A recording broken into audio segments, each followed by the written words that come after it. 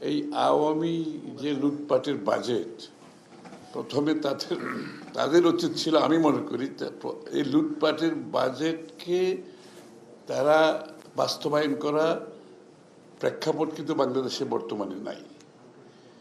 এবং আমি মনে করি তারা বাংলাদেশের যে অর্থনৈতিক প্রেক্ষাপট এবং যেহেতু এটা অনির্বাচিত সরকার, তারা একটা অন্তর্বর্তীকালীন বাজেট অ্যাড্রেস করা উচিত ছিল সব কিছু মিলিয়ে।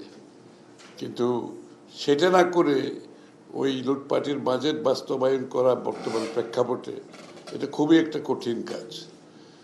বিশেষ করে দেখেন আপনি, এই যে ঘাটতি মেটাতে সবচেয়ে ইজি অপশন হচ্ছে আপনি এনবিআরকে বলবেন, হ্যাঁ, যে কি আমাদের এই ঘাটতি আছে, ঘাটতি পূরণের কীভাবে কী করা যায়। এনবিআর তো খুব সহজভাবে কর বাড়ানো ছাড়া তার কোনো কাজ নেই এনবিআর, তাই না? সেটা ভ্যাট বলেন, কর বলেন।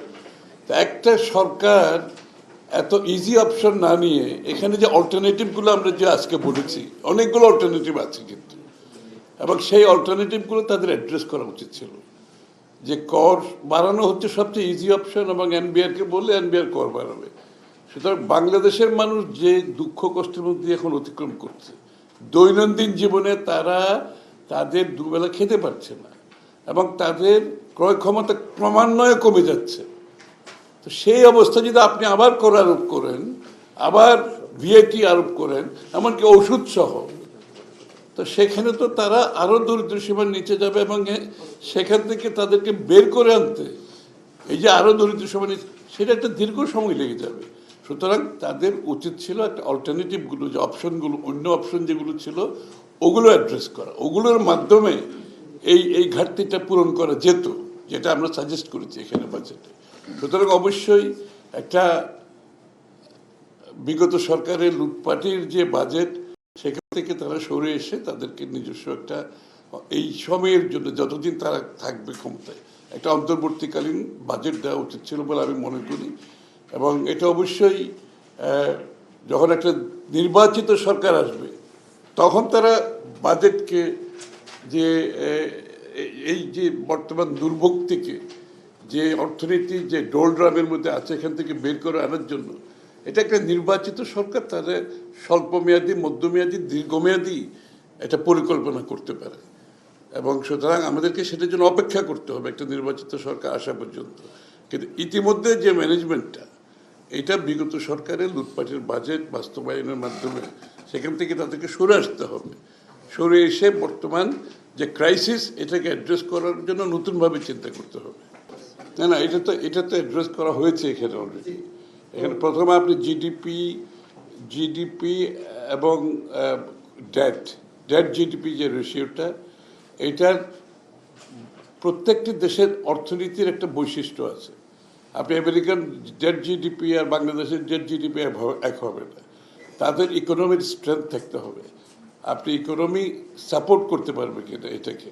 তো বাংলাদেশের এই অর্থনীতি যে জায়গায় এসে দাঁড়িয়েছে, আমাদের ডেট জিডিপিটা একটা খারাপ অবস্থায় আছে।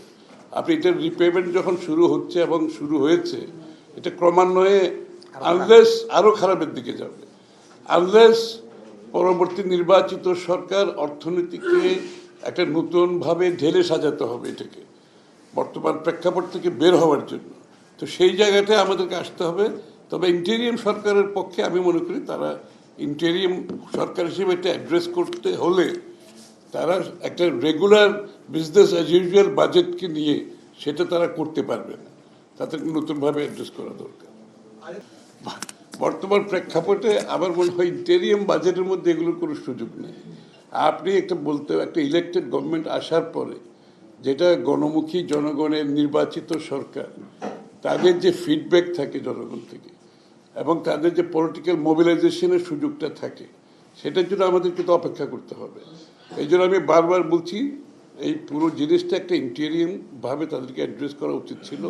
ওই বিজনেস অ্যাজ ইউজুয়াল আওয়ামী লীগের বাজেটকে তারা কন্টিনিউ করতে গিয়ে এই বিপদে পড়ছে। এবং সেটার জন্য যে বর্তমান প্রেক্ষাপটে বাংলাদেশের এই যে আপনাদের এই শেখ হাসিনার সময় যে বড় বড় প্রজেক্টগুলো, যেগুলো return on investment is low, তারা যে লুটপাটের বাজেট করেছে, আপনাকে তো ওইটা বাস্তবায়ন এই মুহূর্তে করার প্রয়োজন নাই। এখানে তো আপনার সুযোগ আছে, আপনাকে আপাতত এটি স্থগিত রেখে যে ইমিডিয়েট বাংলাদেশের মানুষের ক্রাইসিসটা কি সেটা আপনাকে অ্যাড্রেস করতে হবে। আপনি যদি এখন ওই বাজেট বাস্তবায়ন করতে গিয়ে বাংলাদেশের মানুষের উপর করের চাপ দেন, ভিআইটির চাপ দেন, সেটা তো কোনো গভর্নমেন্টের ইকোনমিক ম্যানেজমেন্টের মধ্যে পড়ে বলে আমি মনে করি না। অন্তত আপনি ইকোনমিক ম্যানেজমেন্ট এটা না যে আপনার টাকার দরকার আপনি এনবিআরকে বলবেন আর এনবিআর কর বসাই দিল, ভিএটি বসাই দিল, কর বসাই দিল। This is the easiest option, but this is not how economic management. এইভাবে হবে না।